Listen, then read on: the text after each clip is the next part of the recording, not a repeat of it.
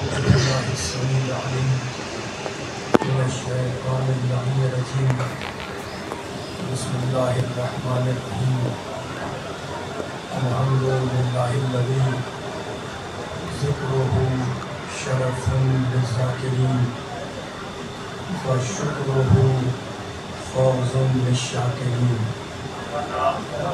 व ताअतुहु नजातुन लिलमुतीईन वस्सलातु वस्सलाम वत्तहिय्यतु वल इकराम अला अशरफिन नबिय्यीना व खातमिल मुरसलीन सय्यदिना व मौलाना अबुल क़ासिम मुहम्मद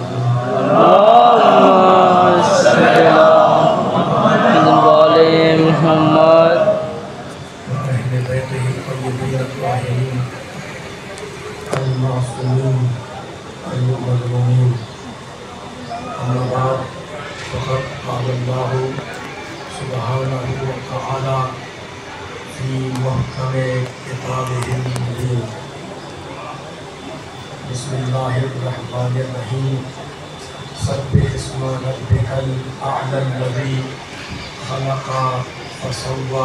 कुल्ल कौमिल हाद, हमने तुम्हें मुंज़िर बना के भेजा, यानी मुंज़िर के माने डराने वाला बना के भेजा। तुम्हारा काम है डराना, तुम्हारा काम है रसूल। मुंज़िर यानी डराना। फिर किसी मकाम पे इरशाद फरमाया कानन नास उम्मतन वाहिदा, कहता है कि अल्लाह कहता है, बनाने वाला कहता है कि पूरी इंसानियत एक उम्मत वाहिदा की सूरत में थी। तवज्जो करें, सुन रहा हूँ, करते रहे जरा सा। ये मैं कहानी नहीं सुन रहा हूँ, कुरान की आयतें पढ़ रहा हूँ। जुमलों को परवाज देंगे तो सुनने का भी मजा लुत्फ आएगा ना। 30 मिनट में मुझे मसाइल पढ़ के मेंबर छोड़ देना है, इसलिए वक्त का मैं मुसलसल अभी एक खिताब शुरू किया है, अभी दूसरा आपकी तरफ और 2 मजलिसों का खिताब अभी इंशाल्लाह बाकी है। तो जितना बेदार रहेंगे, जितने जहन तेज रहेंगे, इंशाल्लाह उतने ही मतालिब को आपकी खिदमत में हदिया कर सकूंगा। फबअसल्लाहु नबिय्यीन, पूरी इंसानियत एक उम्मत वाहिदा की सूरत में थी।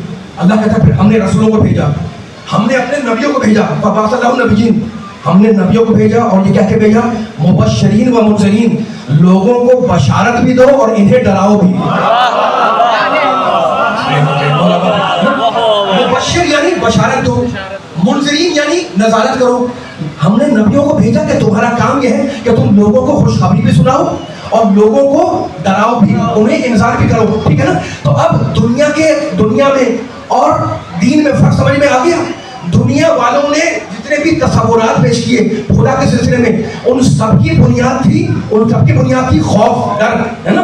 और इस्लाम ने क्या कहा, रसूल हमने तुम्हें भेजा है डराने वाला बनाकर, है ना।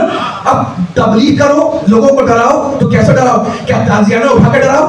क्या तलवार उठा के डरवाओ? क्या कोड़े मार के डराओ? नहीं, लोगों के दिलों में मार्फत पैदा करो। मार्फत आ गई तो खौफ खुद आएगा। सलामत है ये तो ही सुनने वाले, ठीक है ना। क्या डंडा लेके डराओ? क्या ताजियाना उठा के डराओ? क्या तलवार उठा के डराओ? नहीं, लोगों के दिलों में मेरी अल्लाह की मार्फत पैदा करो। अगर मार्फत इलाही आ गई, अगर मार्फत नतीजा दे रहा हूं मैं, अगर मार्फत इलाही पैदा हो गई इंसान के दिल में तो खौफ खुद पैदा होगा। खौफ नतीजा है मार्फत इलाही का, खौफ नतीजा है मार्फत इलाही का, है ना। तो अब दीन में और दुनिया में फर्क समझ में आया। दुनिया वालों ने खुदा को मनवाया खौफ की बुनियाद पर, इस्लाम ने खुदा को मनवाया मार्फत और इल्म की बुनियाद पर। तो अब दीन में और दुनिया में फर्क समझ में आया। दुनिया डरा कर मनवाती है और इस्लाम मनवा कर डराता है।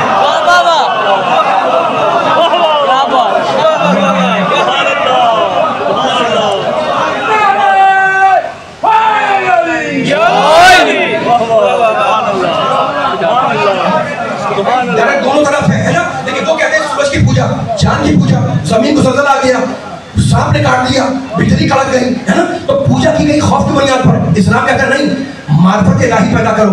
मार्फत आ गई तो खौफ खुद पैदा होगा, ठीक है ना। अब एक मंजिल फिक्र है जो हमें आज की मजलिस पे तय करनी है। मेरा साथ देते रहिएगा, इसलिए कि जितना मजमा बैठा हुआ है ना, पहली मुहर्रम की पहली मजलिस है और कुछ बारीक बारीक कुरान के पैगामात हैं जो आपको हदिया कर रहा हूँ।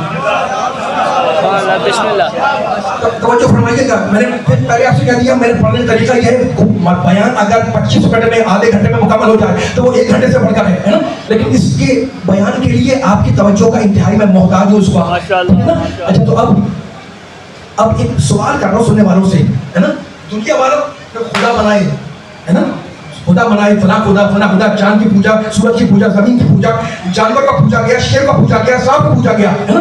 और हमारा अल्लाह वो कायनात का बनाने वाला, वो हर नबातात का पैदा करने वाला, हर जमादात का पैदा करने वाला, कायनात का खालिक है वो, ठीक है ना।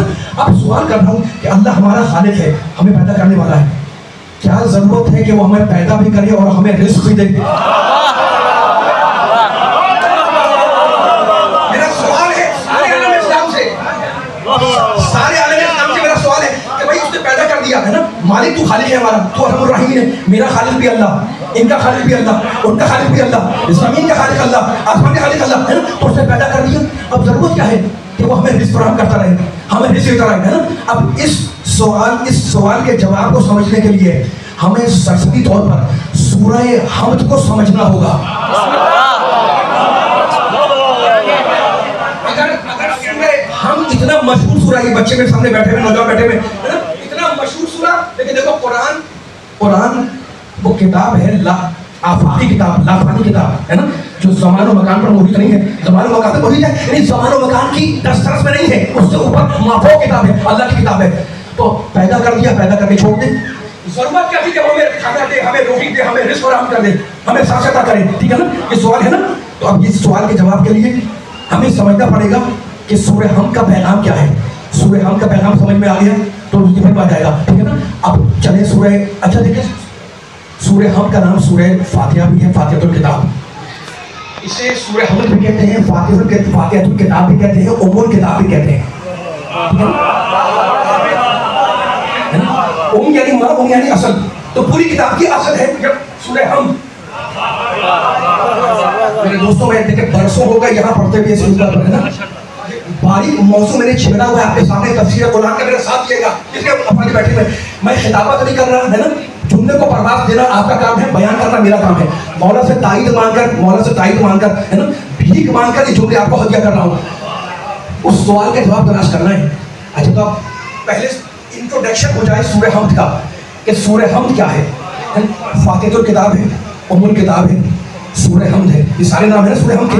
देखिए सूरह का जो करें, सूरह हमद हेडलाइन है उन डिटेल्स की जो कुरान में फैले हुए हैं।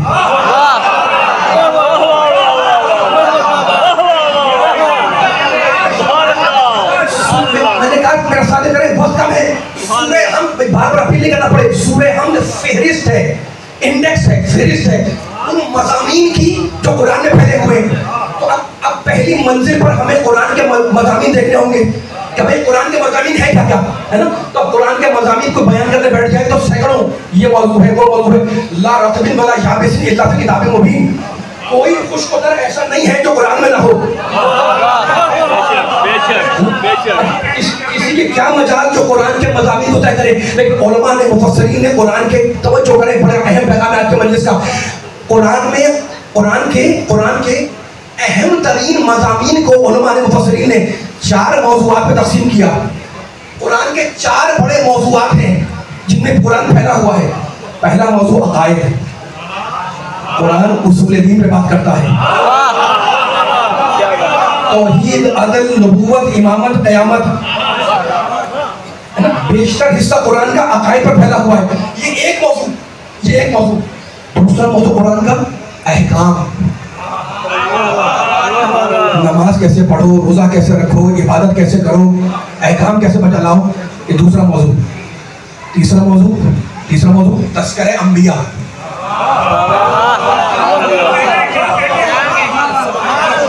बहुत कम है, अशरे में बयान होती रहेंगी चीज़ें। आज जितना आपको मैं सुना रहा हूँ उतना सुनते रहे, ठीक है ना। मैं काफ़ी देर पहले आके बैठ गया था, लेकिन जाहिर है मेरे सुनने वाले बेदार बैठे हुए। तो तीसरा मौजू क्या है? तज़किरे अंबिया। चौथा मौजू इसका उलट कर दें, अंबिया के दुश्मन, उनके तकज़ीब करने वालों का तज़किरा है।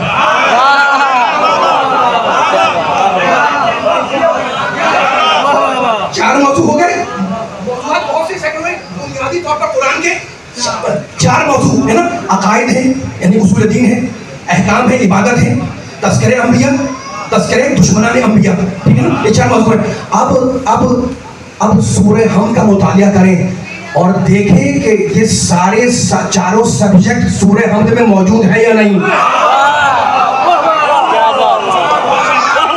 अगर ये चारों मौजूआत सूरह हमद में आप बोलेंगे तो मजा आएगा, मिल जाए तो समझ लो कि यही उम्मुल किताब है, यही सूरह हमद है, यही फातिल किताब है। और है वाकई देखें ना, ये चारों मौजूआत अगर इस एक सूर में मिल जाए तो इसका मतलब कि जो कुछ फैला हुआ है, जो तफसीलात में डिटेल में है, वो सुर्खी बना के अल्लाह ने सूरह हमद में कर दिया। अब मेरा साथ रहिएगा, अब इतनी बारीक मंजिल पर आप आ गए हैं और आपके ज़हन साथ चल रहे हैं, बस साथ देते रहिएगा, कहीं भी दाएं बाएं नहीं हो जाएगा। ये 5-10 मिनट बड़ा कीमती है ना। पहला मौजू है कुरान का, पहला टॉपिक, पहला सब्जेक्ट है कुरान का अकायद, उसूल दीन, ठीक है ना। अब चले सूरह हम पढ़े, अब सूरह हम पढ़े। बिस्मिल्लाह के बाद क्या है? अल्हम्दुलिल्लाह। तर्जुमा क्या है?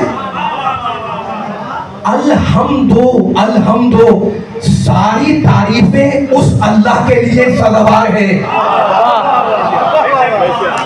आपने और नहीं किया तो अल्हम्दुलिल्लाह क्या तर्जुमा करते हैं?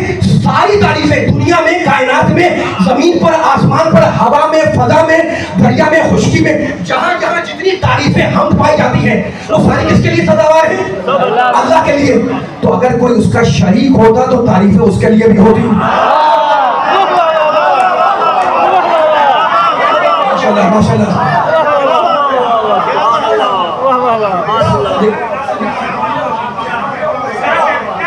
बहुत चढ़ी सुनने वालों, बोला करो यार, अल्हम्दुलिल्लाह। अब हमें उसूल दीन तलाश करना है सूरह हमद के अंदर। पहला मौजू है अकायद, उसूल दीन है ना। तो अल्हम्दुलिल्लाह ने बताया है ना, सारी तारीफ उसके लिए। अगर कोई उसका नाउजुबिल्लाह शरीक होता तो तारीफ वो भी शरीक हो जाता है ना। तो अल्हम्दुलिल्लाह ने बताया तौहीद,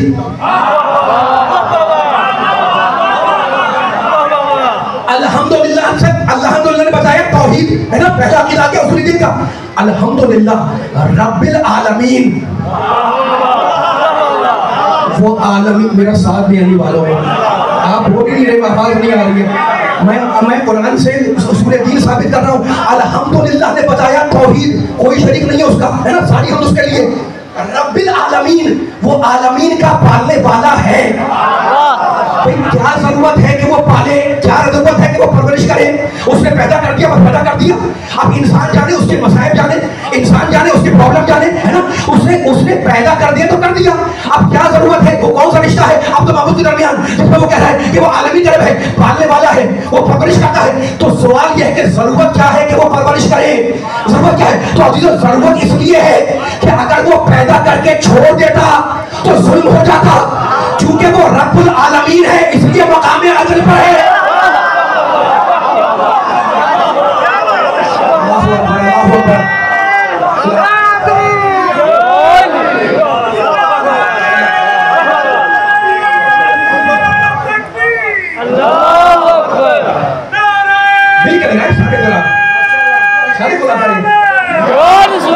अभी भी आवाज नहीं आई, सारी मिलके बोले भाई सारे।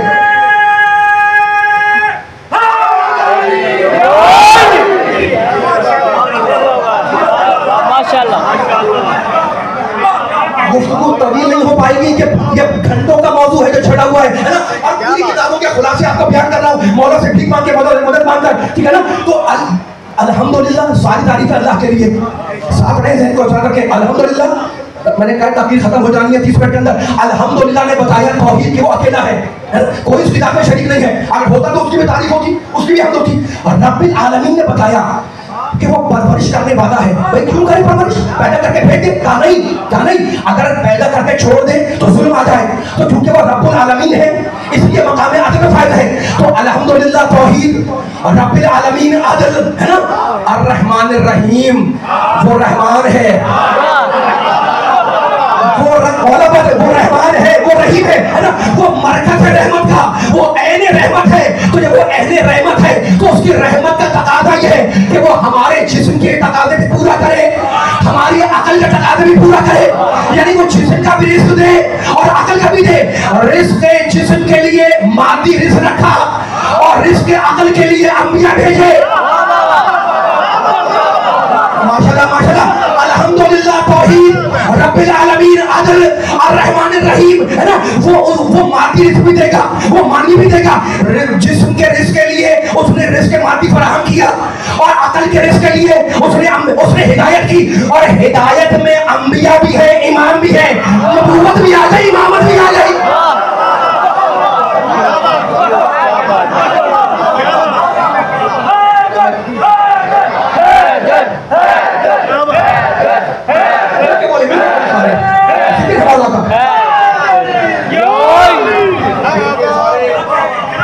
सारे मिलकर नारे तकबीर, नारे रिसालत, जिनकी नज़रों में अली की मोहब्बत है, दोनों हाथ बुलंद करके इर्द गिर्द या अली, चौगिर्द मुर्तज़ा अली, सवा लख नारे अली।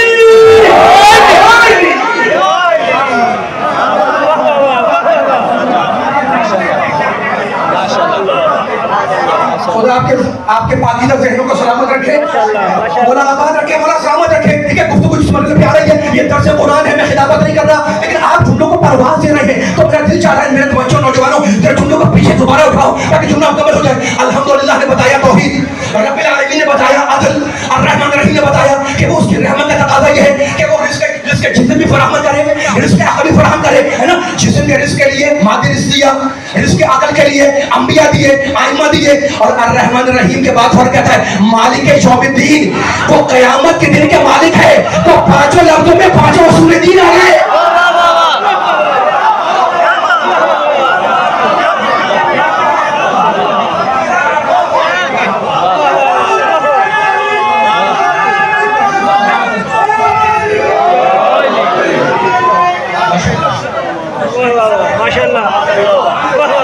इससे भी बुलंद सलवात मिलकर पढ़ते मोहम्मद वाले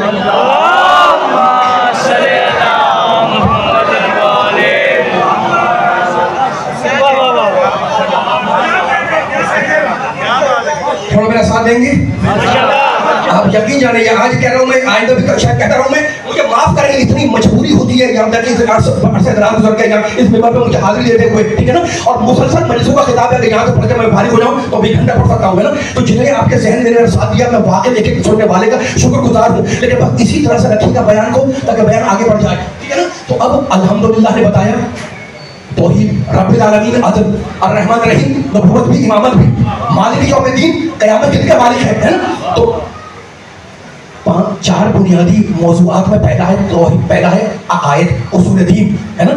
तौहीद, अदल, अर्रहमान रहमान रहीम है ना, वो हिदायत करने वाला, हिदायत का बंदोबस्त करने वाला है, और वो क़यामत के दिन का मालिक है। तो उसूल दीन आ गए ना, पहला मौजू अक़ीदत का आ गया, ठीक है ना। 5 लफ्ज़ों में 5 उसूल दीन आ गए। और अब दूसरा मौजू क्या है? अहकाम।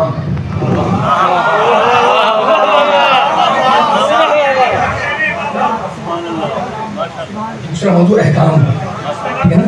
अहकाम के लिए कहाँ कहा इय्याका नअबुदु,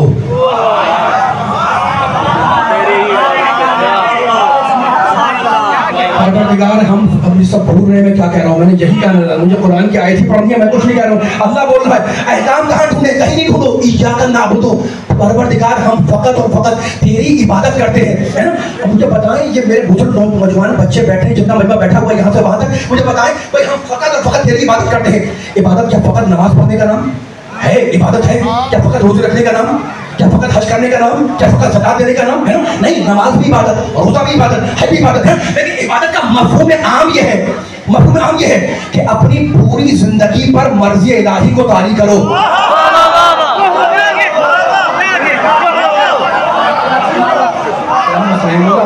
नमाज इबादत है, रोजा इबादत है ना, बड़ी बड़ी इबादत है, लेकिन फकत ये इबादत नहीं है। इबादत का मफ़हूम आम ये है कि अपनी पूरी जिंदगी पर, खुदा करे जुमला पहुंचा सुनने वालों तक, अपनी पूरी जिंदगी पर, इतना बारीक मौजूद छड़ा हुआ मेरा साथ रहिएगा, अपनी पूरी जिंदगी पर, पूरी हयात पर, है ना, मर्ज़ी इलाही को तारी करो, यह इबादत, ठीक है ना। तो अब जब लम्हा लम्हा इबादत बन सकता है तो अब ढूंढना होगा ना कि उसके अहकाम क्या है, हलाल क्या है, हराम क्या है, मुस्तहब क्या है, मकरूह क्या है, मुबाह क्या है ना। जहां हलाल और हराम ढूंढा, अहकाम आ गए, जुमला मुकम्मल हो रहा है। अली वालों सलामत रहे, मौला वाला क्या आपके हाथों को भाई, पांच अहकाम है ना, बड़े बड़े, है ना। वाजिब यानी करो, नहीं किया तो गुनाह होगा। आराम मत करो, अगर किया तो गुनाह होगा। वक्त नहीं है, मैं तफसीलात नहीं जान रहा हूँ, सब जान बड़े जानते हैं, बच्चों की बात रिपीट कर रहा हूँ। वाजिब यानी करो, नहीं अगर किया तो हराम गुनाह मिलेगा। हराम मत करो, अगर कर दिया तो गुनाह मिलेगा। मुस्तहब करो, नहीं किया तो कोई बात नहीं। मुस्तहब है ना, 5 वक्त की नमाज वाजिब है, लेकिन नमाज शब तो वाजिब नहीं है। पढ़ो तो बहुत अच्छा सवाब मिलता रहेगा, नहीं पढ़े तो क्या गुनाह आएगा? गुनाह नहीं आएगा। तो मुस्तहब करो तो बहुत अच्छा, ना करो तो कोई गुनाह भी नहीं है ना। मकरूह ना करो तो बेहतर।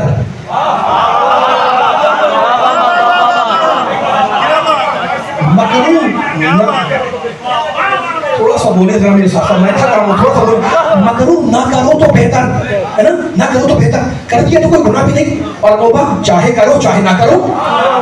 तो 5 अहकाम आ गए ना, 5 अहकाम आ गए है ना। इय्याका नअबुदु, परवरदिगार हम फकत तेरी इबादत करते हैं। तो अब सजदा भी तेरे लिए और अहकाम की तलाश भी तुझसे।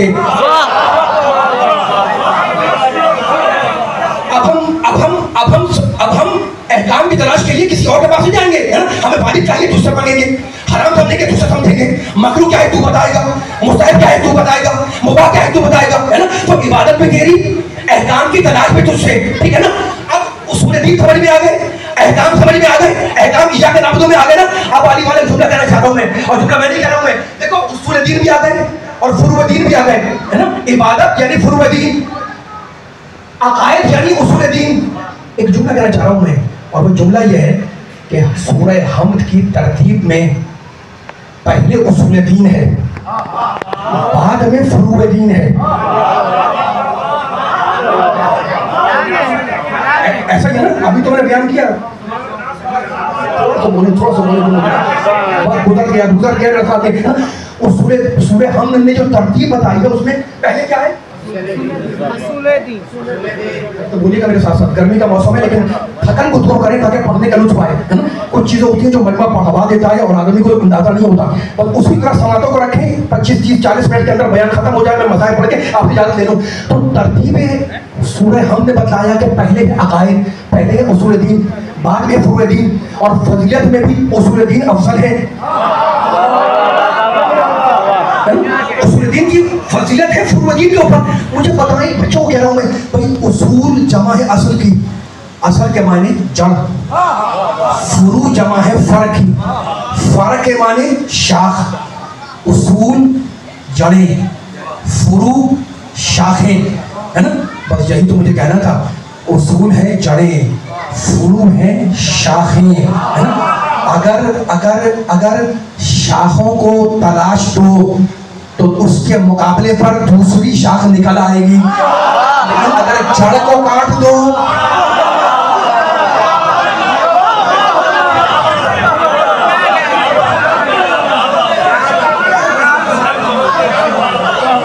अगर आप किसी दरख्त की बागवानी कर रहे हैं, आपने शाखें काट दी, तलाश दी, है ना, तो दूसरी शाख कुछ दिनों के बाद निकल के आ जाएगी ना, निकल आएगी। लेकिन अगर आपने दरख्त की जड़ें काट दी और जड़ काटने के बाद शाखों को पानी नहीं चढ़े जा रहे हैं, है ना, तो कुछ दिनों में दरख्त जड़ के मर जाएगा, खत्म हो जाएगा, है ना। तो इसीलिए अली वालों, उसूल है अकायद, है ना, इबादत है फुरूअ दीन।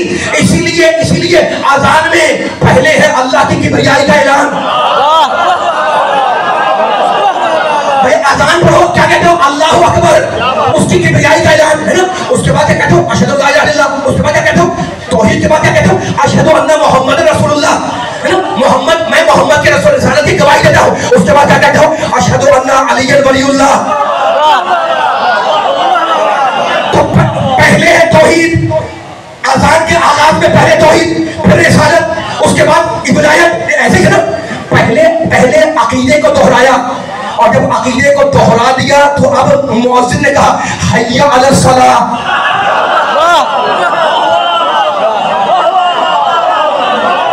मैं थक रहा हूं भैया, मैं आगे नहीं पढ़ पाऊंगा, ये जुमला मुकम्मल कर दूं, मैं आपसे इजाजत दे दूं। मुझे बताएं पहले क्या है? तौहीद अकीदा, नबूवत अकीदा, विलायत अकीदा, है ना। तो आज़ान के आगाज में क्या है? अकीदा, और दरमियान में क्या है? हय्या अलस सलाह। है ना, आओ नमाज की तरफ। उसके बाद क्या है, दूसरी दावत क्या है, हय्या अलल फलाह। ये नमाज नजात भी है, ये नमाज फलाह भी है, नजात और फलाह की तरफ आ जाओ। उसके बाद क्या है, हय्या अला खैरिल अमल। ये नमाज बेहतरीन अमल है, हय्या अला खैरिल अमल। इस खैरिल अमल की तरफ आ जाओ। जो दुनिया में सबसे बेहतरीन अमल हो उसे कहते हैं खैरुल अमल, है ना। तो अब हय्या अला सलाह, हय्या अल फलाह, हय्या अला खैरिल अमल, ये दरमियान में रखा ना। और उसके बाद फिर क्या कहा, अल्लाहु अकबर, फिर किब्रियाई का ऐलान, और आखिर में क्या कहा, ला इलाहा इल्लल्लाह, फिर तौहीद का ऐलान। तो समझ में आ गया कि दरमियान में है अमल। आजान की शुरू में भी अकीदा, अजान के आखिर में भी अकीदा। अल्लाह ने बता दिया कि जब तक अकीदा ठीक ना हो अमल कबूल नहीं होता। क्या बात है, क्या बात है नहीं?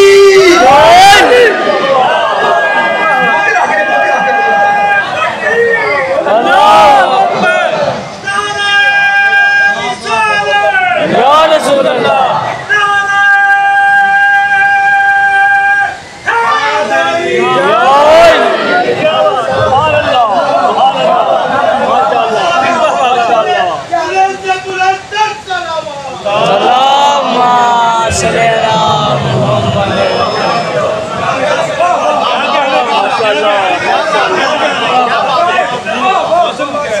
हमारे सारे खामोश बैठे हुए हैं।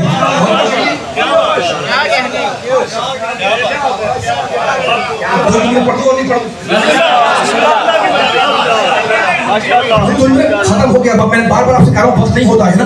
अब सुन ले, आहिस्ता से मैं पढ़ रहा हूँ, आहिस्ता से जुमला सुन ले ताकि मैं मसाइल पर चला जाऊँ, ठीक है ना। हमने अकीदे की दुरुस्तगी पर ज्यादा जोर इसलिए दिया कि जब तक अकीदा ठीक ना हो अमल कबूल नहीं होता। दरमियान में रखा हय्या अला सलाह, हय्या अल फलाह, हय्या अला खैरिल अमल, है ना। इसलिए अगर अकीदा सही होगा तो अमल सही होगा, और अगर अकीदा खराब होगा तो अमल मुंह पे मार दिया जाएगा।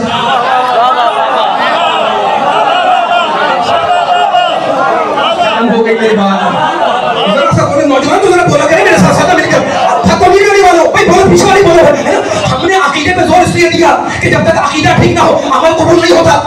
बाबा के जोहर में कह रहा हूँ, असलजा जौहरी, अगर अकीदा ठीक ना हो तो अमल कबूल नहीं होता। अमल सही हो, अकीदा सही होगा तो अमल सही होगा, अकीदा खराब होगा तो अमल मुझे मार दिया जाएगा। तो हय्या अला खैरिल अमल, खैरुल अमल किसे कहते हैं? दुनिया के बेहतरीन अमल जो पाया जाए उसे कहते हैं खैरुल अमल। अब जाके तारीख में देखो, अजीब बात है कि जब गदीर के मौके पर नबी ने सहाबा को कहा कि लोगों को जाके जमा करो, तो सहाबा चीख चीख के कह रहे थे हय्या अला खैरिल अमल।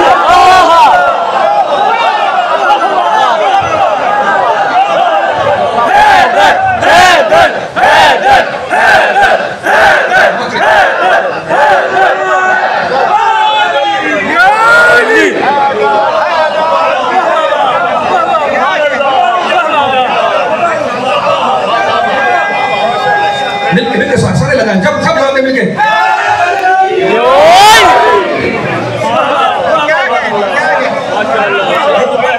खत्म हो गया। अल्हम्दुलिल्लाह, तौहीद, रब्बिल आलमीन, अर्रहमान रहीम, नबुव्वत भी है, इमामत भी है, मालिक यौमिद्दीन, क़यामत के दिन का मालिक है। पांचों सुन्नत आ गए ना, इय्याका नअबुदु, अहकाम आ गए, ठीक है ना। अली वालों, नबी वालों, हमने बार बार अकीदे पर जोर दिया कि अगर अकीदा सही होगा इंसान का तो उसका अमल कबूल हो जाएगा। इसलिए अजान के अव्वल में भी अकीदा, अजान के आखिर में भी अकीदा।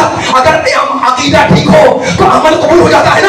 अब नबी ने सहाबा को कहा कि जाओ लोगों को बुला के लेके आओ, है ना। हय्या अला खैरिल अमल, खैरिल अमल की तरफ आओ। अब सारे मजमे से पूछ रहा हूँ और इजाजत ले रहा हूँ, भाई अली की विलायत, अशहदु अन्ना अलिय्यन वलियुल्लाह, अकीदा है ना।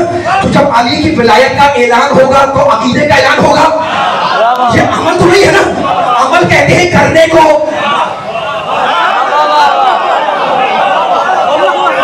अमल कहते हैं, मैं आसान बात कह रहा हूं, अमल कहते हैं करने को, अकीदा कहते हैं मानने को। अकीदे वाले बैठे हुए तो ये अली की विलायत का ऐलान होगा तो अकीदा मान लेंगे ना, अमल तो नहीं है ना। लेकिन नबी ने क्या कहा? नबी ने कहा हय्या अला खैरिल अमल कह के बुलाओ। ये नबी बतलाना नहीं चाह रहे थे कि अली को वली मान कर मेंबर के नीचे बैठ के फज़ाइल की सुना करो।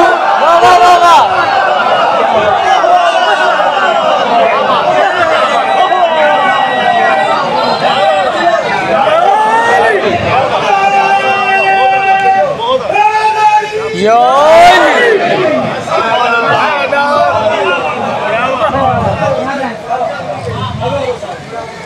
हुसैन का नाना बड़ा सखी है। 7 बेटे दिए, तुम्हें दे दिए, यकीन हो गया उसको। हुसैन ने 7 बेटे दे दिए। एक मरतबा गोद में बैठा हुआ बच्चा उससे राहिब कहता है कि फर्द रसूल, मेरी ख्वाहिश है कि आप किसी मेरे घर तशरीफ लाइए। गोद के बच्चे ने आवाज़ दी कि मैं वादा करता हूँ कि एक दिन तेरे घर आऊँगा। हुसैन के नाना गुजर गए, हुसैन के बाप गुजर गए, सैयदा गुजर गई, हसन की शहादत हो गई, करबला हो गई। जब कैदियों का लुटा हुआ काफिला चलता हुआ एक राहिब के दैर के पास पहुंचा तो फौजी यजीद ने बीवियों को इजाजत दी कि वो दैर की छांव में बैठ जाए। बीवियां बीमार इमाम के साथ छांव में बैठ गई। मगरिब हुई। देखो वो नेज़े जिनके अनियों पर शोहदा के सर थे, उन्हें दीवार से लगाकर खड़ा कर दिया गया। मगरिब हुई। सैलानियों ने नमाज़ें पढ़ी, बीमार ने नमाज पढ़ी। आधी रात का वक्त था और सन्नाटा था। आधी रात के बाद सज्जाद सजदे शुरू में बीवियों की सिसकियों की आवाज़। रावी कहता है कि उन कैदियों में किसी की आवाज़ नहीं थी, बस एक बच्ची की आवाज़ थी, वाह अबता वाह हुसैना, हाय मेरा बाबा हाय मेरा हुसैन।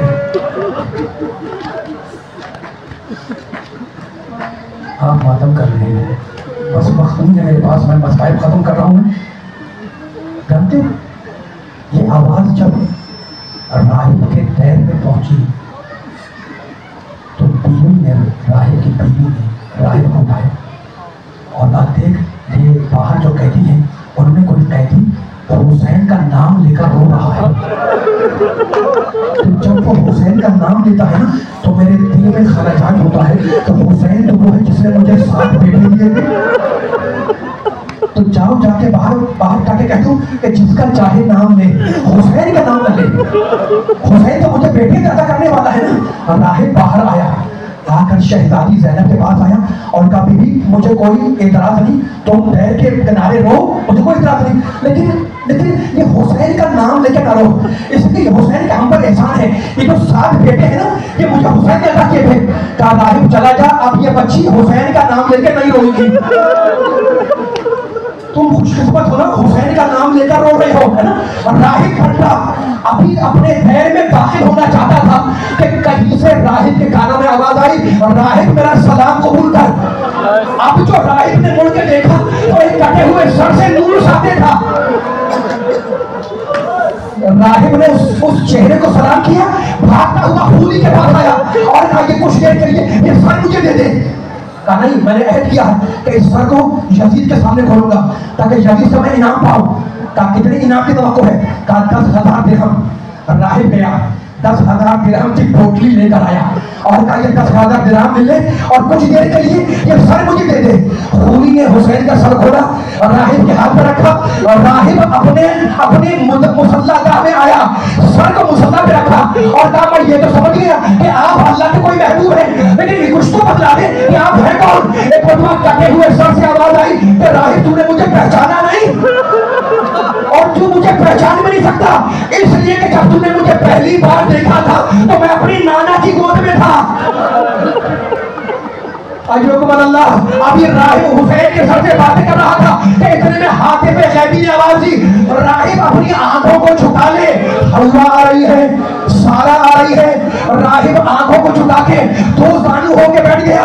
हवा आ रही है, सारा आ रही है, मरियम आ रही है, हाजरा आ रही है। एक बटा राहिब बैठा हुआ है, एक बटा फजा में आवाज आई और राहिब अपनी आंखों को झुका ले, सर को झुका ले और उठकर खड़ा हो जा।